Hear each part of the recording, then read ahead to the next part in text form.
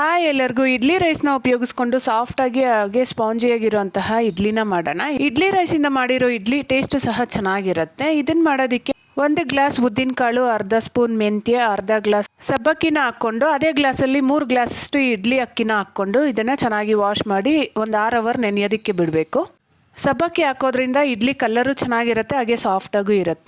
Mixer ಜಾರ್ಗೆ ನೆನೆಸಿಟ್ಟಿರೋ ಉದ್ದಿನಕಾಳು ಅರ್ಧ ಕಪ್ಪಷ್ಟು ಅನ್ನ ಹಾಕ್ಕೊಂಡು ಇದಕ್ಕೆ ಸ್ವಲ್ಪ ಕೋಲ್ಡ್ ವಾಟರ್ ಹಾಕಿ ಚೆನ್ನಾಗಿ ನುಣ್ಣಗೆ ರುಬ್ಕೋಬೇಕು. ಅನ್ನದ ಬದಲಾಗಿ ಅವಲಕ್ಕಿನ ಸಹ ನೆನೆಸಿ ಹಾಕ್ಕೋಬೋದು. ಹಿಟ್ಟನ್ನ ಮಿಕ್ಸಿಯಲ್ಲಿ ರುಬ್ಬೋದಾದ್ರೆ ಹಿಟ್ಟು ಬಿಸಿ ಬರಬಾರ್ದು, ಅದಕ್ಕೆ ನಾನು ಇಲ್ಲಿ ಕೋಲ್ಡ್ ವಾಟರ್ ಯೂಸ್ ಮಾಡಿದ್ದೀನಿ. ಉದ್ದಿನಕಾಳು ನುಣ್ಣಗೆ ಅಕ್ಕಿನ ತರ್ತರಿಯಾಗಿ ರುಬ್ಕೋಬೇಕು. ಕ್ಲೈಮೇಟ್ ಕೋಲ್ಡ್ ಆಗಿರೋದ್ರಿಂದ ಉಪ್ಪನ್ನ ಹೀಗೆ ಹಾಕ್ಕೊಂಡು ಚೆನ್ನಾಗಿ ಕೈಯಲ್ಲೇ ಮಿಕ್ಸ್ ಮಾಡಿ ಇದನ್ನ ಫರ್ಮೆಂಟ್ ಆಗೋದಕ್ಕೆ ಬಿಡ್ತಾ ಇದ್ದೀನಿ. ಬೆಳಗ್ಗೆ ಇಡ್ಲಿ ಪಾತ್ರೆಗೆ ಸ್ವಲ್ಪ ನೀರು ಹಾಕಿ ಬಿಸಿ ಆಗಕ್ಕೆ ಬಿಟ್ಟಿದ್ದೆ. ನೀರು ಕುದಿಯೋವಾಗ ಇಡ್ಲಿ ಪ್ಲೇಟ್ನ ಇಟ್ಟು 10 ರಿಂದ 12 ನಿಮಿಷ ಬೇಯಿಸ್ಕೊಂಡ್ರೆ ಸಾಕು, ಇಲ್ಲ ಅಂದರೆ ಗಟ್ಟಿ ಆಗೋಗುತ್ತೆ. ಇಷ್ಟ ಆದರೆ ವಿಡಿಯೋಗೊಂದು ಲೈಕ್ ಕೊಡಿರಿ, ಹಾಗೆ ಚಾನಲ್ನ ಸಬ್ಸ್ಕ್ರೈಬ್ ಮಾಡಿ ಸಪೋರ್ಟ್ ಮಾಡಿ. ಬಾಯ್.